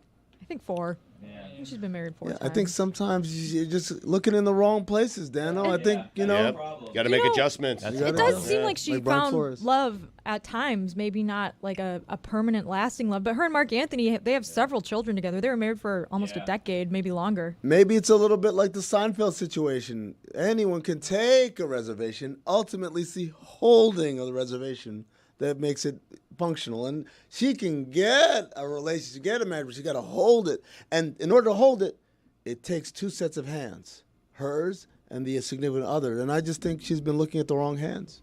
The movie was called Shotgun Wedding, and it was Josh Duhamel. Has Friend she of the show. actually made a good movie? Has she made a good movie? Has J-Lo made a? She made one with Clooney. Hustlers was fine. Like I She mean, made some good It wasn't movies. like an Academy Award nominated film, but Shotgun it was Wedding fine. was dope. It was good. Okay. You guys want to ask if J-Lo has Money Train ring a bell?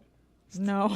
Pretty good. What? Which one was that? The one with Wesley Snipes and Woody. Woody Harrelson. Yeah. What was the train that Bad Bunny was on and everyone was killing Bullet each other? Train. Oh, Bullet Train. That's a great movie. That was Brad Pitt. Yeah.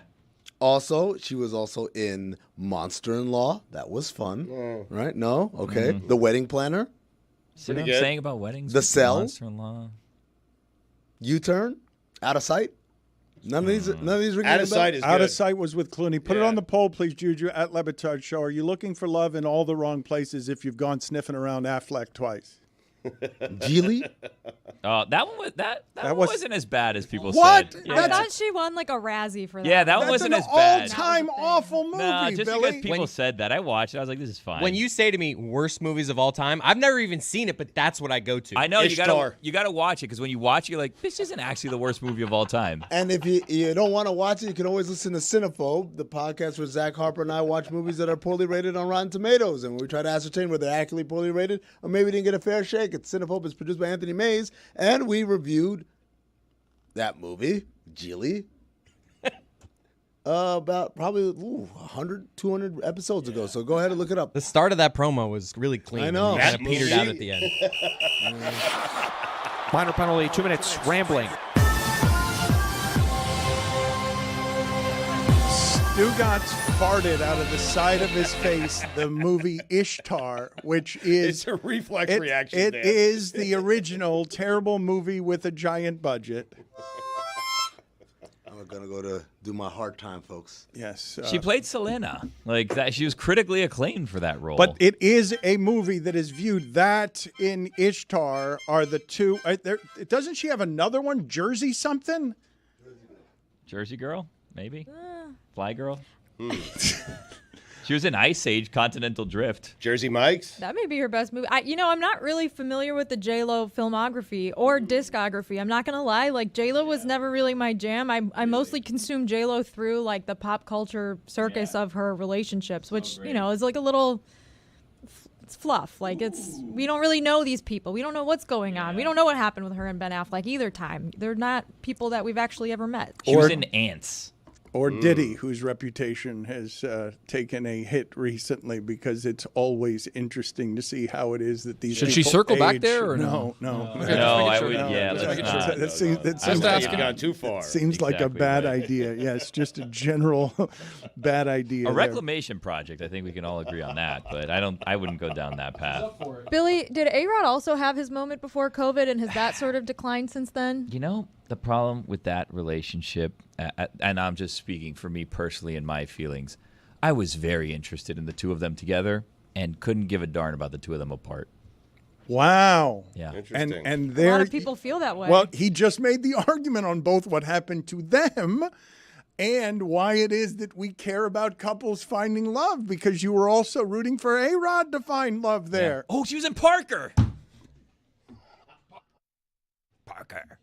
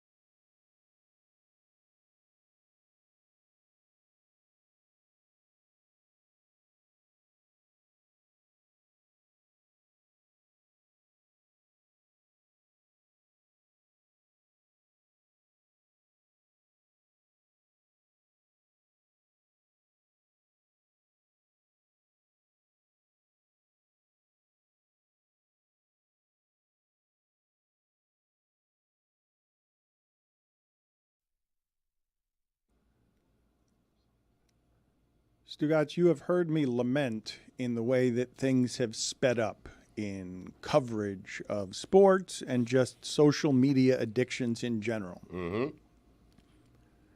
That we rarely appreciate historic greatness when we're sitting in the middle of it. Usually it's something you have to look back on, and then your arguments can never be wrong when you're arguing on behalf of Michael Jordan being the best ever, and he represents what I want represented as that part of the generation. Michael Jordan went over Karl Malone and Clyde Drexler and Charles Barkley and all of them. He ends up trampling everybody. And I want to know from Amin and you where you put this age against Michael Jordan, given that the three guys who were competing over this generation that we just enjoyed in the Olympics, because we all realized, oh, this is the end of something pretty special here with these three guys.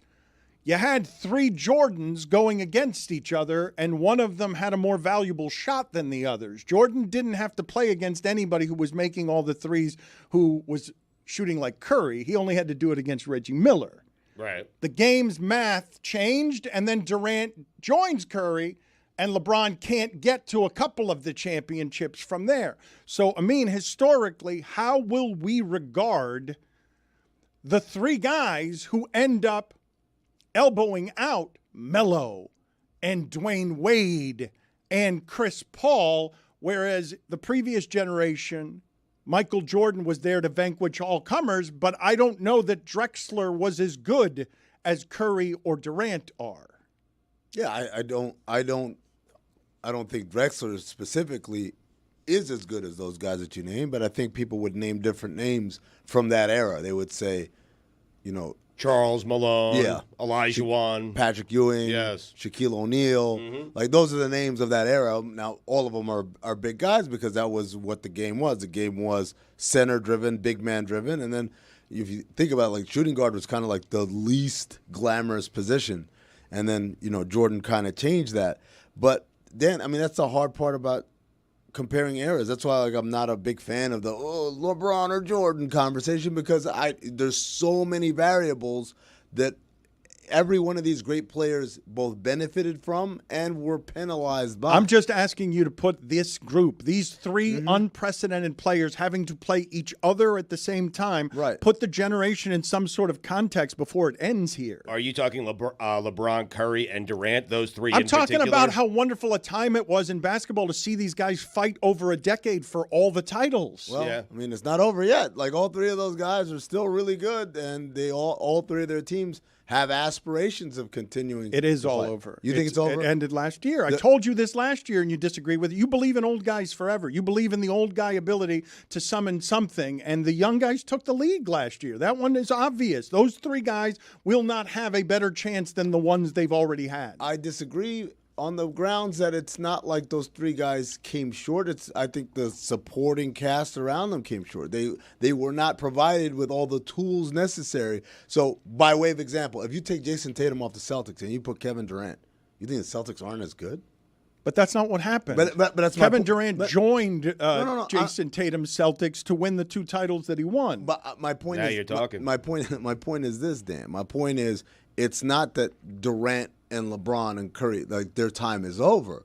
It's that the surrounding infrastructure around them has failed them at this point. And fail is a tough word because those guys have experienced a lot of success in their day. But I'm just saying, in the present time, the part that is stopping them from winning again isn't, oh, if only Curry was as good as he was a couple of years ago. Like, no, he's just as good as he was. It's, man, Jonathan Kuminga, not quite good enough, right?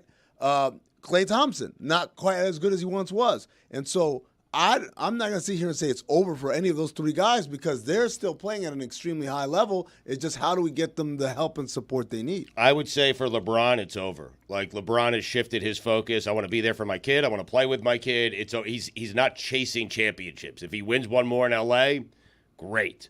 Curry, I still think he can win a championship. And Kevin Durant, oddly, has the best chance to tack on multiple championships to his resume. Both of you, if he lands in the right spot. Both of you have upset me now because I'm trying to have a conversation with you about the last 10 years, and you want to have a conversation about the last 10 minutes. Right. I'm not interested in the end of their careers. I'm asking you both to put into context the fact that we have seen 3 all-time greats. 3 all-time greats that don't have precedence as basketball players. None of the 3. There's never been anyone who's existed like the 3 that we just watched. They fought for the championships for 10 years, and last year was oddly unsatisfying with the Celtics throttling everybody because they didn't have one of those 3 guys. They basically indoctrinated an era of fans into these are the 3 best, and good luck discussing and arguing who's fourth among them because these are 3 guys for all time. Now I'm asking you to put it in some sort of context because they beat each other, and one of them didn't just beat the other 2 every time the way that Jordan did. I mean, the context is that this was a great generation, and it's a generation that's not over. But, yeah, like, I don't know what you're looking for in this argument, to be honest with you. I will tell you, the generation that had Jordan was the best generation. If you're trying to compare generations, don't do it. I care about you. I'm not trying to compare generations. I'm trying to ask you guys whether it can properly be celebrated what it is that we just witnessed, because we spent the 3 years criticizing Durant and LeBron. Steph's the only one who comes out of that unscathed. We spent the entire time questioning their greatness. Well, Steph never chased titles. I told you when Durant started to chase titles, Dan, it was going to work against him. Okay, I did. I told you that the second he started doing it. Curry just stayed put. He stayed put with a team that was built through the draft mostly, and then they tacked on Kevin Durant. Like, Curry didn't go anywhere. And so I think Steph Curry is probably going to win like one more title. But I'm with Amin. I don't know what you want us to do with context. I mean, like, what's the you guys got anything for us here?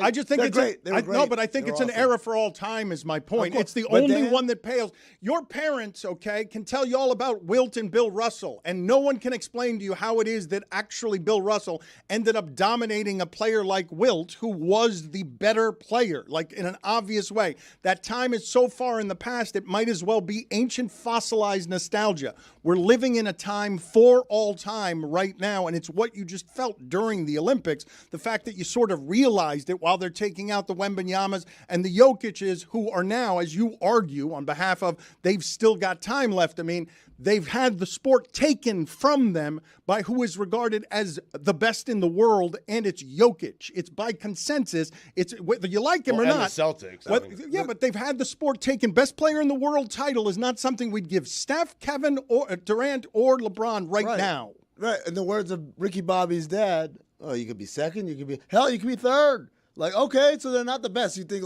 so they're out of the top 10? They're out of the top 100? Like, they're still great. But I said that about Affleck, and you guys told me that I couldn't have him in the top 20. Affleck, but he never was. That's the difference. Affleck was never in the top 20. I'll work on a list. But Dan, top 20. You went back to Wilt and Bill Russell. Dude, in the 80s, we had Dr. J, Magic, Bird, Isaiah Thomas. Preach. And Moses Malone, and all these guys fought over the titles, and they won the titles, and they split, and they had to go through one another. So I don't think this is unprecedented. We have a habit of thinking what's happening to us right now is the only time this has ever happened, right? I saw this stand-up comedian talking about. He said, "Oh, people say, I don't want to bring a child into this world. What, a world with medicine and air conditioning and things like that? Somehow it would be better to bring a child into the world 100 years ago? No, look, man, the reality is we're all going through a similar, not the same experience because there are different challenges and different benefits and rewards, but it is similar in that there's always going to be a bunch of other people that are dealing with the thing. What are we laughing at? Oh, nothing. I mean, just keep going. You're rolling. You're sounding good. You're giving. I was. Some rights You're have doing the gone generational away. context And when everybody's thing. laughing, I Here kind of feel. 50 years ago. What's that? Some rights have gone away that we did have 50 years ago. And some rights There was a better time. There were things. Yes, there are things that we Specifically had. ones that got taken away like Summer a of year '84. ago. The LA games. There was a time you used to be able to treat your quarterback like shit, and you wouldn't go crying to the media. Tony and I were doing a top 5 gunslinger list back here, so that's kind of where the distraction has been, Dano. But I'm working on, so it's top 20 male actors of the 2000s. Is that where you're putting Ben Affleck? I would put him in the top 20 of male movie stars. I would put him Of the 90s? of this millennium. No, he only had So 2000 forward. 2000 forward. Okay, I'll work on He had that. some bangers in the early '90s, though. No, not really. What, in the early 90s? Goodwill Hunting. 98. Mid '90s, my bad. 98 was good. That's the end of the 90s. They were already on the way out. And by the way, that was finally him and Matt Damon arrived, and then they started getting roles after that. Those roles didn't happen because people saw the movie in 98, oh, wow, let's cast them. So then they filmed in 99. 2000 was the first of those movies came out. Thank you. I mean, what happened was that we were watching the Gardner Minshew video back here, Dan, and then we started thinking Gardner Minshew, gunslinger, right? And then we started thinking, who's another gunslinger? Let's get top 5 gunslingers going. So we got that list Well, for you. thank you for doing that. And at any point you guys want to participate in the show we're doing over here, that'd be good too. Just prepping for the next segment. I hadn't gotten to Gardner Minshew yet. I don't think anyone understood what you were trying to get to. That's Is it the current generational gunslingers? context. I don't know what you want. Since the 2000s. I think since 2000 is what Tony cut off. Was that 2000? Does Brett Favre's off-the-field antics remove him from the equation? No, That makes him more of a putting gunslinger. Putting him in a vacuum, guys. He's No a off the field, gunslinger. anything. What am I doing in this Just on vacuum? the field. We My don't Chris judge. Cody bit. Don't judge around here. Why can't he be in the gunslingers? Not his list, my list. I mean, We'll see. we're going to bring Fanboy. politics into this? What do you? It makes him. I More, try not to. Amin's arguing, saying Billy was just asking. makes him more of a gunslinger. Dude, if you're out here scamming people and showing your dick and stuff, that's kind of gunslinger attitude and behavior. Wild West. Put that on the He's right about that, by the way. I'm just He's saying, right. gunslinger is not a positive, or it's just like a catch-all for all types of reckless behavior. Sometimes reckless behavior is positive, like throwing a dart down the field for a touchdown, like when your dad just passed away the Sometimes day you're before. like, oh no, yeah. Well, I would think this list is specific to football, though, not just general gunslingers. Again, hadn't gotten there yet. Don't know why you guys were doing your own private show back there about gunslingers. Prepping for the next segment. Yeah, but Dan. I wasn't going there yet. But we have to prep. We have to be a step ahead. Yeah, back step here, Dan. ahead. Yeah. Better be a playing step ahead. We're than trying to step be where you're behind. going, not where you were. Dan, you're a little bit of a gunslinger. I don't know if you know this. See, they've got to be prepared. They got to be organized. You're out here just throwing it like Curry, Steph, LeBron. Well, here's something that's Context. happening around here, and now we're not going to Gardner Minshew. You can stuff Oh Gardner wow, Minshew. look at you. up your ass. You got us. Whoa. Gunslinger. You've just changed denied. his All mind. you've done is denied the audience. You haven't denied me anything. But they really wanted to hear about Gardner You know they Minshew. did, Guys, You know they did. We drew up the play. Everyone's lined up. Dan hikes the ball, says, "You know what? Fuck it, I'm going that way." Took it, put it under my arm, and walked right out of the stadium. Nah, Dan's the one that Dan's in Mahomes. He tosses it behind his back. The play starts breaking down. He makes it happen. He makes these things work. Dan came a trabajar hoy, and we're getting in his way. So stop it right now. Dan, back to you. Yeah, gunslinger talk. That's really what I want to do. Can't wait to do it. The thing that Wednesday. I wanted to ask you guys, because this like a is Friday. happening around here a lot, and I don't know what to do with it. You have a bunch of people in the other room who are clamoring and really want to do a fantasy show for the audience. And we are not good at doing fantasy shows. You can absolutely rig your clickbait by just this time of year doing fantasy garbage. People are snorting it. Everybody is trying to, they're basically trying to get up to speed on all things football a week before the season. Mike Wright on God Bless Football this Friday. I mean, Oh, nice. fantasy footballers. Yeah. Getting you ready. And the video team wants to do something fantasy related. I don't know whether it's centered around Tony, and I am just I'm adamantly against us doing this as a cheap content play just to diddle the audience because of the fantasy shit that you guys love. First off, let me speak for the video team, the fantasy audience. We could do a kick-ass show if we were allowed to do a kick-ass show. I think that's the most important thing. So if we had the go, we could make it happen. The green light. Exactly. And then we can make it happen. Tony, not to cut you off, but I'm going to just say this right now. Maybe if you had a couple gunslingers, you'd do the show. What is this? There can only be one gunslinger. You think no, there can always be multiple gunslingers.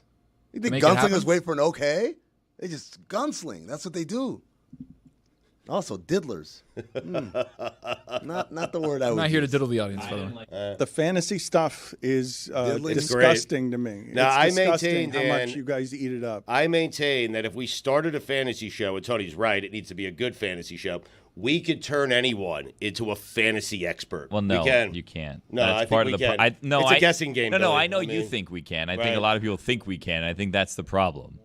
We can't. You have to actually know what you're talking about. No, I think there are people who work with us that know exactly what they're talking about and be very good at it. They just need people to set them up. That's Like all. Tony. When's the last time you checked Field Yates for whether he's right or wrong on this? No stuff? one ever Good does. point. That's my point. Good I'm point. saying. That's what I'm saying. Well, the thing that I wanted to ask all of you, because you're all fascinated by this fantasy stuff, I want to play some sound for you here of, and I think Stugotz, you may not have noticed this because of how you both produce and consume content at this point.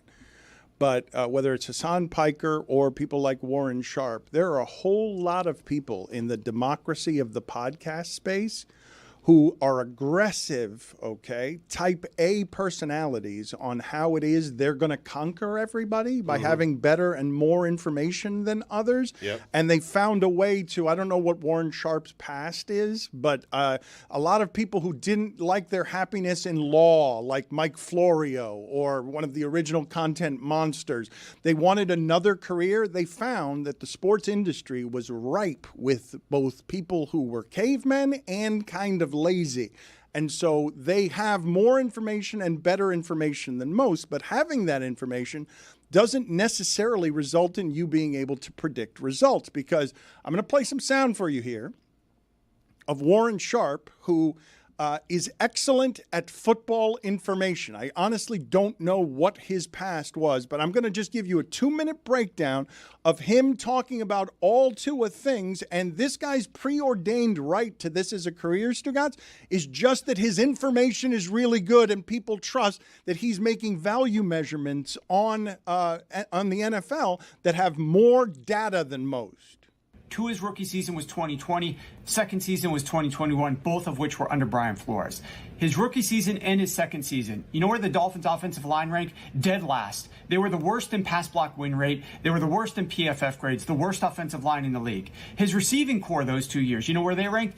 Dead last in wide receiver separation. They could not get open. His number one receiver was Devontae Parker. We know his problems. His number two was a tight end, Mike Gesicki. Number three was Jalen Waddle, who he only had for one season. And number four was a running back, Myles Gaskin.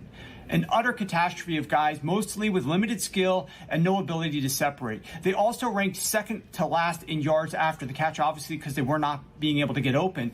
The receivers couldn't contribute it. The offense wasn't designed to give it, which brings me to coaching. His rookie season, the offense was designed by a formerly retired 64-year-old Chan Gailey. He comes out of retirement to design the offense for Ryan Fitzpatrick. It was COVID, and Tua's rehabbing this ridiculous hip injury that ended his college career. Fitzpatrick takes all the snaps during camp to get him ready for the season. Tua then is thrust into the offense midway through the season. If you remember, after the season, Chan Gailey comes out and says that he was totally shocked that Flores decided to throw Tua in there because he didn't have a preseason, he didn't get any reps, and it was a totally new offense for him.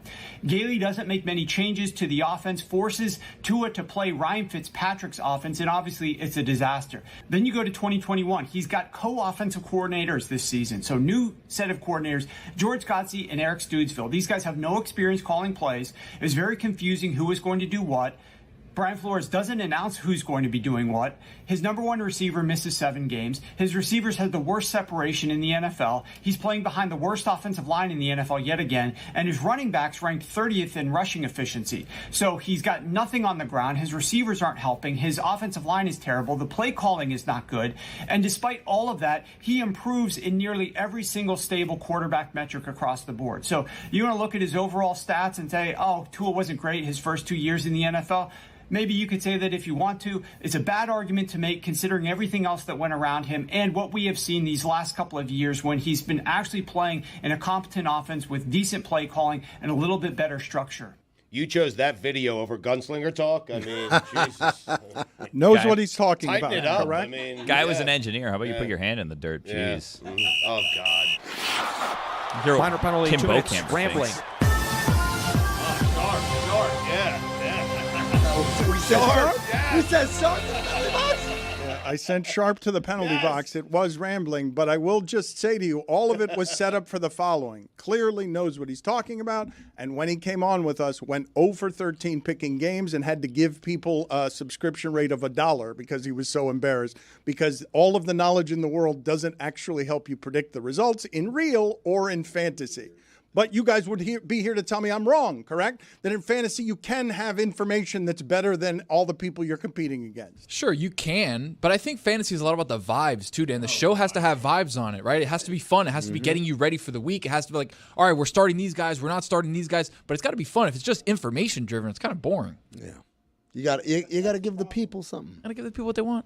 That's the problem, though. I think that most of what it is that you're seeing skyrocket up the charts this time of year in fantasy is not entertainment. It's all info. It's not. They want the information. It's not because yes. it's a wacky show. It's how do I beat this guy out of my $800 league because someone's giving secret information out there that I don't have. Everyone's hunting for gold right now. It's not to say there's not a market for a different fun fantasy show. I'm certain that there is. But Dan is right. People who listen to that stuff, they want that information. No, everybody is just hunting for. They want to be at their draft. They want to make a pick, and they want everyone to say, good pick.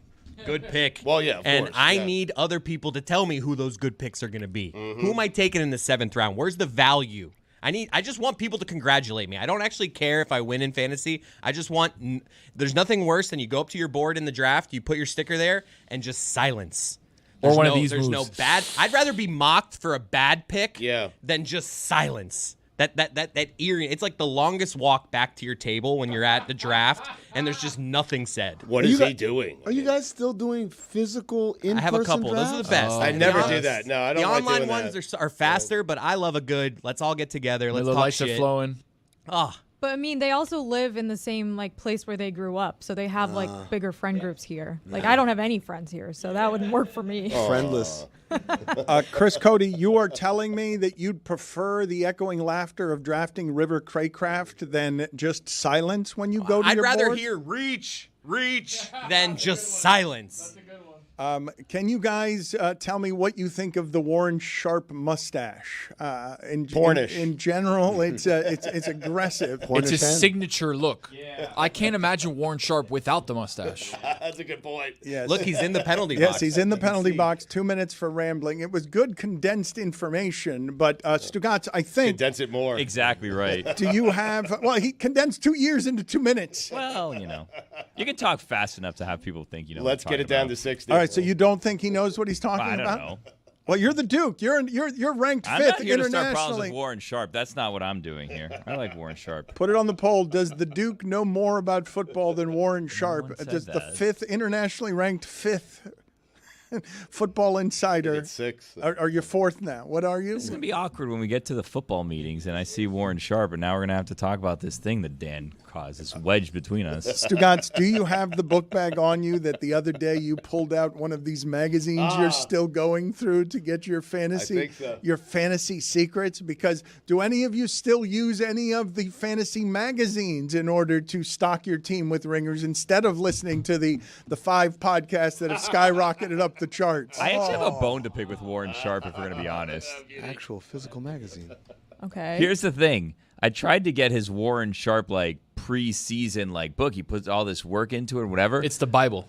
Did he call it the Sharp Picks or something like that? I want a hard copy. It's I called don't want to be. Warren. What is it good for? I don't want to be scanning and scrolling through a PDF. I want to go like this, and I want to put my fingers through all the different pages. I want to leaf the pages. You know what I mean? I want to annotate things. I want stuff like that, but it's just a PDF from what I could find. He used to have the regular book, Yeah, I but want then a obviously hard that copy. became more of a tax on him actually creating a business. So the PDF is way easier because he could just Not send for you me. 500 pages instead of printing a book and then sending it to Shipping you it, and all that stuff. and also, Billy, are you not a fan of Control F? No, I'm not. Oh, I man. like going through. I like feeling like I've accomplished something. If I'm going to read 15 words in a book, I want to, go through 200 pages to get to those 15. Are you reading the book or are you just looking at it? I was intending on reading it, but now the There's a season's lot of completed. information in those Warren Yeah. Sharp NFL previews. There's a lot of graphs and numbers and Too data. much, There's yeah. 6,000 pages. Just tell me who to pick. Right.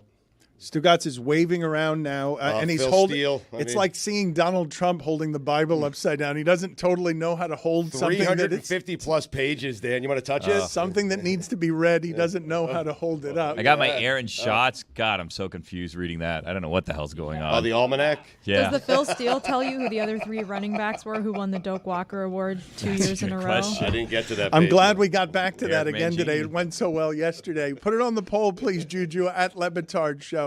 What should Warren Sharp's book be named? Warren, what's it good for?